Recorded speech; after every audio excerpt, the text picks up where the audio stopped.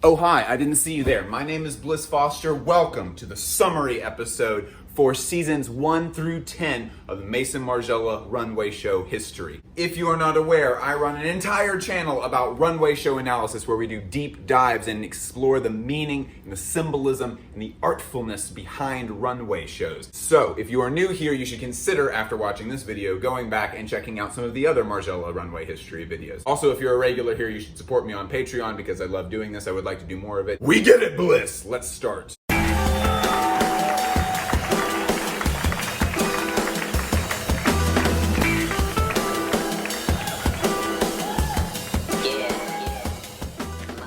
Like everything in this series, there's going to be a lot of organized chaos here, but we're primarily dividing this video up into two major sections. One is the way that Margiela changed things concretely. The second focus of this video is going to be much harder to pin down, and that will be the ways that Margiela was conceptually changing things in his first 10 seasons. All right, so just about everything that's said here is either going to fit into category 1 or category 2. This next part is not going to fit into either of those categories because we are going to talk about what Martin actually did for his 11th collection, because that collection was also a summary collection. 5 years had elapsed since Margiela's first show at Café de la Gare, yet no fashion show would mark his 11th season.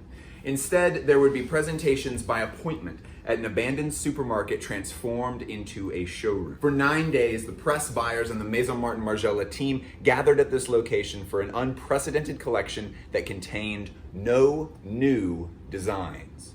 For the first time in the history of fashion, a designer presented a retrospective collection that reinvented all of his favorite pieces. This is huge. Fashion up to that point had been exclusively about newness. Back then, it was much more common to do things like, this is the Russia collection, and then the next season is the China collection. No cohesion. It was a corny time in fashion. Martin was introducing this idea of very extreme cohesion to his collections. And it helped that he was staging all of these shows at just random places around the city of Paris, whereas everybody else in the fashion community was hosting all Paris Fashion Week shows in these giant tents that were set up near the Louvre. Margiela the Marginal has become the reference of the 1990s. His style is being copied endlessly. And the only real difference between the garments as they appeared in one of the original 10 runway shows and the one for the 11th runway show was that they had been dyed in this gray color palette. So he's seeing an enormous amount of success there. He originally zigged when everyone else was zagging. He did very long, slender silhouettes. He did this very strange shoulder that he's become known for. These long, layered, tight-fitting silhouettes were completely different than most of the stuff that was being shown in the tents at the Louvre. Very muted, modest palettes. And I mean, speaking of modesty, they covered a lot of your body up. Not to say that there's any kind of moral statement that he's making with that, but everybody else in the industry was showing these very revealing outfits, and Martin was just kind of like, great, so we will show kind of the sexiness of covering things up. And that honestly became a trend. What we can focus on as far as these first 10 collections that he's summarizing here, the biggest, most influential thing is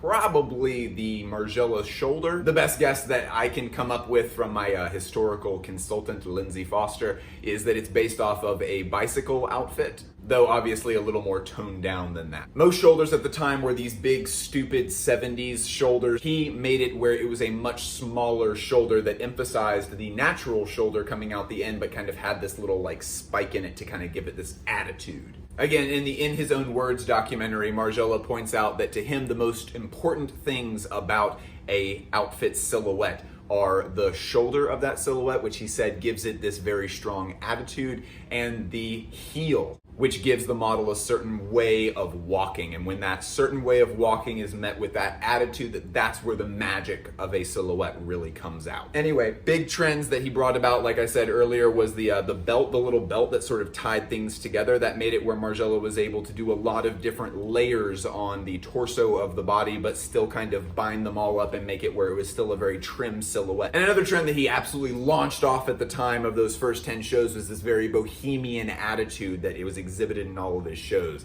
Anything from using boxwood branches as accessories, painting the model's skin instead of doing some crazy advanced expensive accessory. And of course, all rise. the tabby boot. And the silhouette is affected by the shoulder and the walk that the model exhibits because of the footwear. This thing had a huge block heel. The tabby boot's build on a technical level was such that he could give it to models that he had literally cast from off the streets, and they would be like, but how am I supposed to walk? Isn't there like a walking thing I'm supposed to be doing? And he's like, the way that you walked when you came in here was perfect. Just walk like that. And the shoes accommodated that. You may be seated. Now we are going to be covering part 2, which is all of the conceptual things that Margiela was evolving about the art of fashion.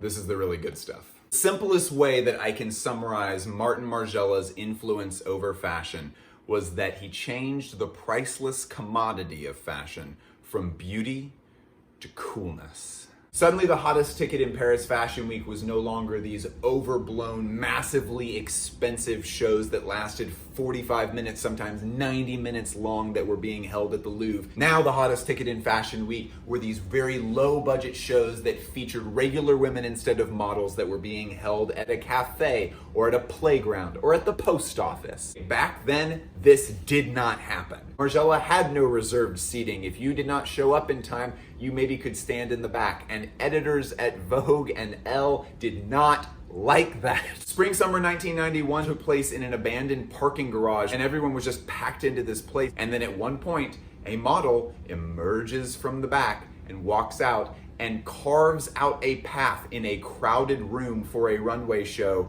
and then the rest of the models walk that same path. So think about how much more of an impact something like that makes on a crowd that's gathered, rather than just an elevated runway show where models walk down and they pose and they turn around and they walk back. So much more visceral to give your attendees an experience the way that they did in Spring/Summer 1991. And by that same extension, I think we can easily transition into the point that Martin Margiela was very much evolving what a runway could be. The most obvious one is something that's extremely commonplace today, and that's doing a lookbook instead of a runway show. For Fall/Winter 1991 and Fall/Winter 1993, Margiela did a lookbook video kind of thing. Another major conceptual change that Margiela brought into the fashion community was bringing the audience closer to the art. Many of the runway videos that they would put together would take you backstage to see how much work went into making it look so effortless and nonchalant. That idea ends up being something that Margiela introduces to the fashion world. Another massively important conceptual thing that Martin was able to bring to the fashion world was this idea of a coherent, preconceived universe for your brand. Coming up with the entire world that your brand will take place in, and then season by season, you take people from one area of that world to another. He was able to demonstrate a lot of the tenets for his brand in one single look that opened up his very first runway show. We cover this in depth in the first episode of the Margiela series, but just to run through it really quickly, we have a look that is completely white, and white will end up being this huge tenet of the brand moving forward. We have a normal person. We have very sloppily applied makeup. We have hair that looks cool but is not done up in a way that would have been coherent with the 1980s looks that were being shown in every other show in Paris. So that kind of reflects the theme of normal people, normal, beautiful people.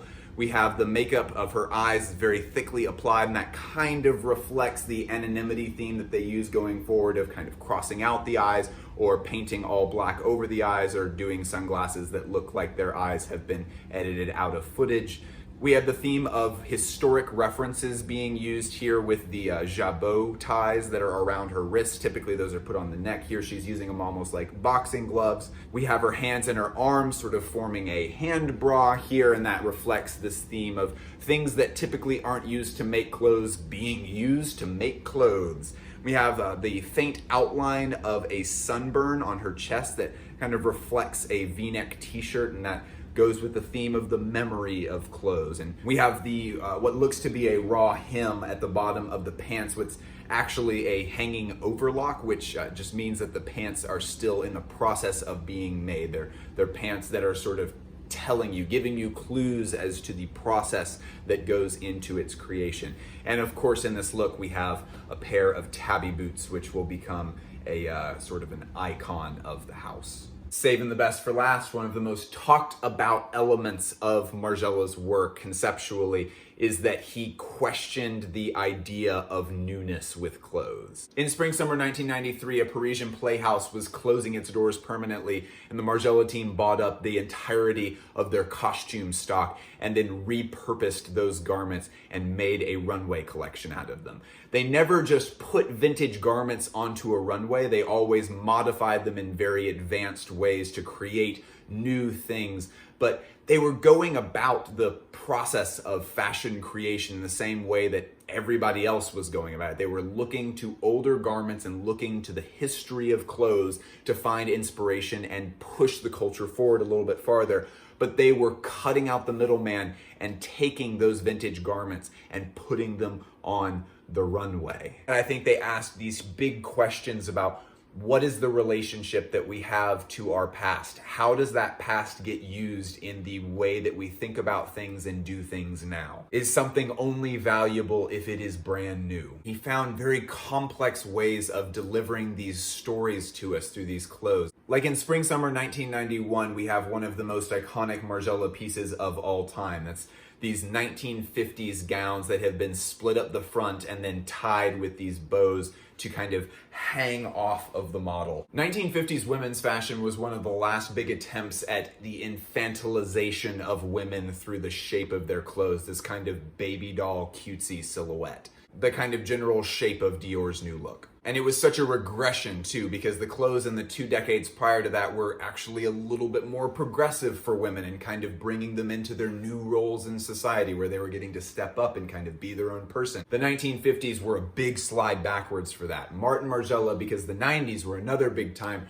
where women were able to kind of take charge of their lives and have a place in the workforce and stuff. Martin was able to take that infantilization silhouette of the 1950s and slit it up its front and show the model bursting out of it. And final note, Martin was able to just reassure people that they were okay. Countless crazy, often conflicting social pressures that were being put on women, and Martin seemed to be coming forward with this message that you are good and you are smart and you're interesting and you're beautiful and you are enough exactly the way that you are. Your flaws are not flaws, there's nothing to fix. You are not too old, your hair looks great. Thank you for joining me. This series is definitely not over. We're gonna continue doing one season at a time of every show that Martin Margiela was involved in at Maison Martin Margiela. Go follow me on Instagram and Twitter. Join the motherfucking Patreon. I love you bunches. Bye.